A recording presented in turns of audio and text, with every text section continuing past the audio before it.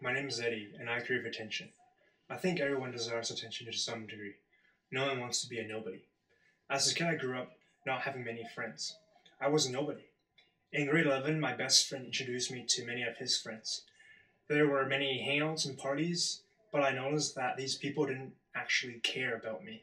So I tried my best to get their attention by buying expensive clothing, getting expensive haircuts, and such. Nobody cared.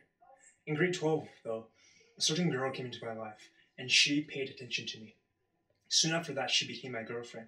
At that point, I thought she must be the one, because she's the only person that's cared to know who I am. However, I wasn't a responsible boyfriend.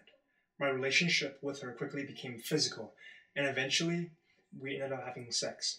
What's worse is that my parents found out, and my relationship with her had to end. I'm very sorry for what I did. I was so mad at the fact that my own actions to try and satisfy my cravings did not give me what I wanted, but instead hurt someone else's life. About a week later, I had to speak with my mother about what happened. I was so afraid because growing up, my parents would always beat me, and so I thought I would be disowned. But after I told her everything, my mother didn't say anything. And so I asked her, "Why aren't you beating me, Mom, like you would before?" And all she said was, "Son, why would I do that? It's not what God wants."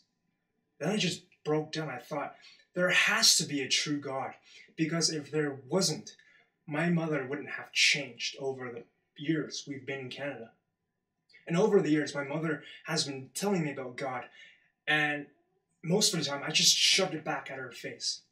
That night, she told me about God again. But this time, I decided to let God in and impact my life.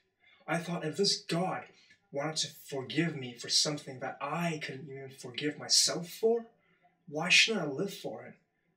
As university started, I was again afraid of becoming a nobody because all of my high school friends went somewhere else. But this time, God got my attention, and He's blessed me with many friends who cares about who I am and not how I look.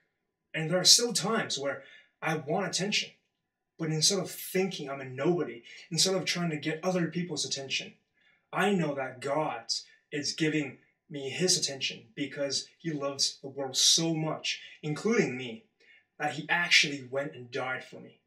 My name is Eddy. I crave attention, and I found it in Jesus.